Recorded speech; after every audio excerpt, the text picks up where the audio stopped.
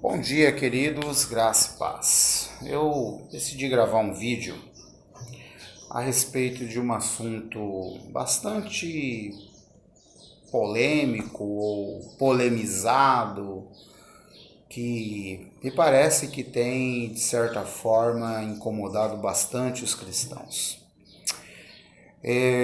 Esse novo filme aí da Netflix, da galera do Porta dos Fundos, Fábio Porchat, a respeito de Jesus. Esse novo filme, né? E eu tenho visto, né, muitas coisas nesses últimos anos, em vários aspectos, que têm me chamado a atenção. Eu tenho visto, por exemplo, cristãos defenderem a esquerda, cristãos defenderem a direita, brigarem politicamente, brigarem como igreja, né? Pelo Lula, pelo Bolsonaro, por esquerda, direita, arma, não arma, eles e nós, né? Essa divisão satânica que existe no nosso país e em muitos outros lugares. E que tem gerado tanta morte, tanta destruição em muitos lugares e em todos os tempos. Mas eu quero me focar um pouco nessa minha preocupação com os cristãos, com os pastores, os líderes e os cristãos desse tempo. Eu tenho visto muitos pastores e líderes defendendo arduamente algumas coisas e vamos boicotar a Globo, e vamos boicotar a Netflix, e vamos boicotar, né? Essa semana, ontem me deparei com a notícia de diversos torcedores do Vasco da Gama, vamos boicotar o Vasco porque ele vai ser patrocinado pela Havan e o velho da Havan é bolsonarista e todas essas coisas absurdas que eu tenho visto ultimamente. Eu tenho ficado quieto, embora tenha minhas convicções a respeito de tudo isso. Mas hoje eu decidi falar a respeito disso. Queridos, é assim. Em todo o tempo da humanidade houveram os contra Deus e os a favor de Deus. Todo o tempo. Deus mandou Noé fazer uma arca, tinha lá as pessoas a favor, as pessoas contra, as pessoas falando mal de Noé, falando mal de Deus, tinham as pessoas contra Abraão, falando mal de Deus, falando mal de Abraão, e as pessoas em todos os tempos. Quando chegamos na época de Jesus, Jesus era chamado de tudo que não presta. Jesus era o comilão, o beberrão, o cara que tinha relacionamento sexual com as mulheres que andavam com ele era o cafetão, ele era o cara que era sustentado pelas mulheres. E quando chegamos à igreja de Atos, nós vemos as mesmas coisas. Na igreja de Atos temos o mesmo problema. A igreja de Atos dos Apóstolos, capítulo 4... Quando você chega na igreja de Atos capítulo 4, de novo a coisa está pegando e ali estão os governantes, ali estão os políticos, ali estão os sacerdotes, os religiosos da época, falando mal da igreja, falando mal de Deus, falando mal de Jesus e todas essas coisas. As pessoas falando mal de Paulo, as pessoas falando mal dos apóstolos, as pessoas falando mal de dízimo, de oferta, de tudo. E eu chego à seguinte conclusão, queridos, de que a igreja está perdida no seu foco. E muitos pastores estão perdidos no seu foco. Em vez, querido, de você ficar aí, vamos boicotar, vamos fazer um baixo-assinado, e vamos fazer um baixo-assinado contra o STF, e vamos fazer um baixo-assinado para derrubar tal político, a igreja perdeu o seu foco. A igreja de Atos dos Apóstolos nos ensina como lidarmos com esse tipo de adversidade. A igreja de Atos dos Apóstolos, capítulo 4, nos dá uma lição, capítulo 2, capítulo 3, capítulo 4, nos dá uma lição de como nós devemos nos comportar diante dessas situações. A Bíblia nos diz em Romanos, capítulo 1, de que Deus os entregou a sua perversão, Deus os entregou a sua imoralidade, para que eles sejam consumidos pela sua imoralidade. Você vai lutar contra algo que o próprio Deus não lutou. Você está lutando contra uma coisa que nem o próprio Deus lutou. A Bíblia diz lá em Romanos capítulo 1 que por causa que eles trocaram, porque eles trocaram a glória de Deus, usurparam a glória de Deus,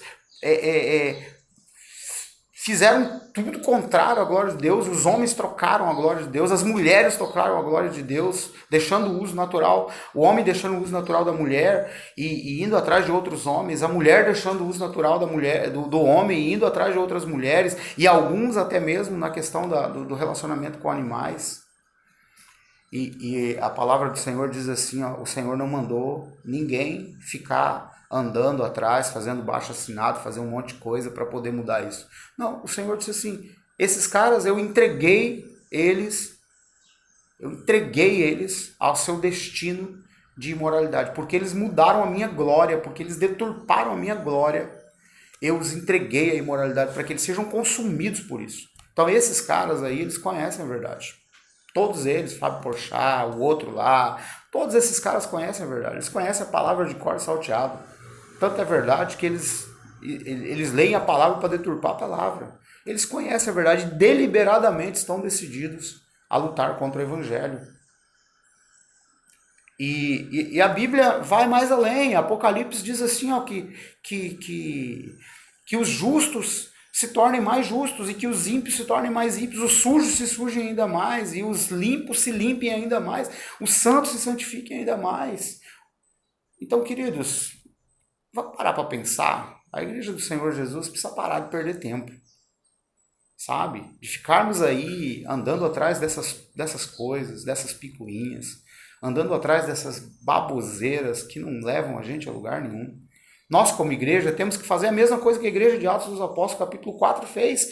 Diante de toda a crise instaurada, diante de todas as ameaças, diante de todas as falas contrárias, a igreja, ela até mencionou essas falas, mas ela toma uma atitude. E a atitude é, eles vão para o jejum e a oração e a pregação da palavra, de casa em casa. Então, nós, como igreja, precisamos acordar.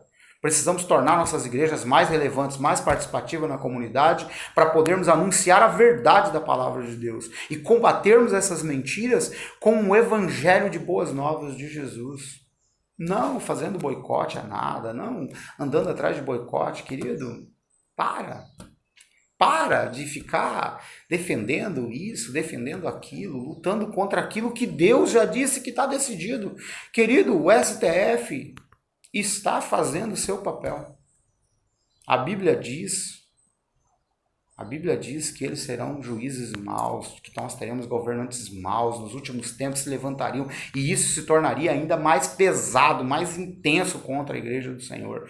Mas quanto mais eles se levantarem, mais a igreja precisa ser estratégica na pregação do evangelho, e não no boicote, não na perda de tempo, de ficar andando atrás dessas coisas, queridos.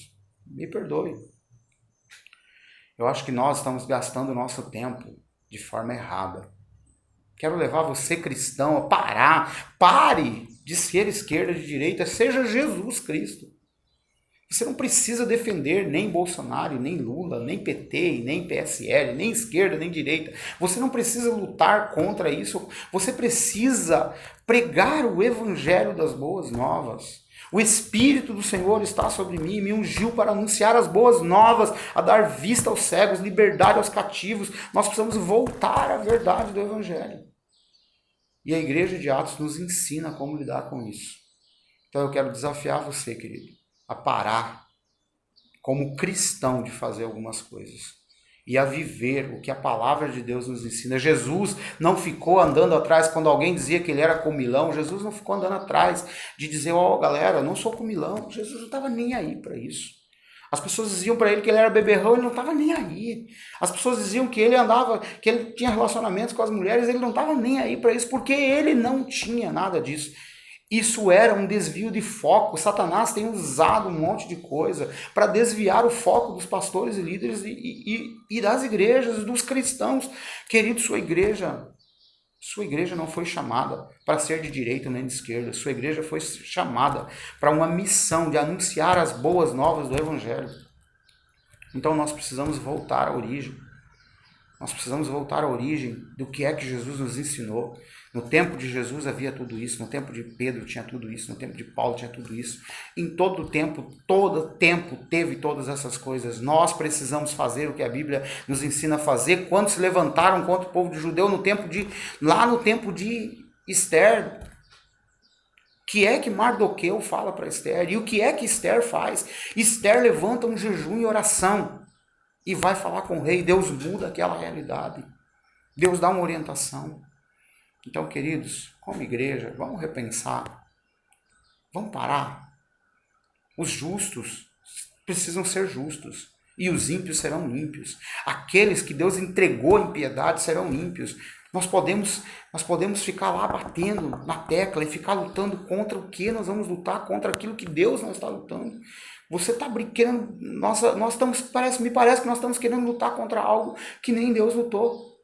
As pessoas quiseram ser homossexuais, quiseram ser lésbicas, e o apóstolo Paulo escreveu sobre isso, dizendo, olha, Deus os entregou suas paixões, suas impiedades, para serem destruídos por elas.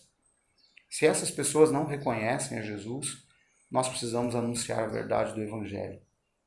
Sermos igrejas relevantes, trabalharmos as nossas mídias, trabalharmos a nossa plataforma de igreja, trabalharmos os nossos ministérios, para entrarmos nas escolas, para entrarmos nas creches, para entrarmos em todos os lugares, todas as esferas e sermos realmente uma igreja transformacional, uma igreja relevante para o reino de Deus. Então fica aqui a minha reflexão, meu desafio a você pensar sobre isso. Pare de perder tempo com algumas coisas. A igreja do Senhor não foi chamada para perder tempo.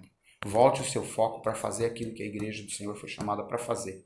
Atos dos Apóstolos, capítulo 4. Leia ele, medite sobre ele. Leia Romanos, capítulo 1, como Deus lidou com isso. Leia Apocalipse, como Deus lida com os impuros, com os injustos, com aqueles que não querem, que deliberadamente não querem.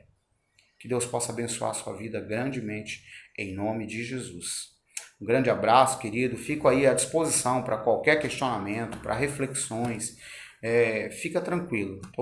Eu sei que esse vídeo vai gerar esse tipo de coisa e tá tudo bem para mim ser questionado por você e tô disposto a conversar com quem quer que seja, tá bom?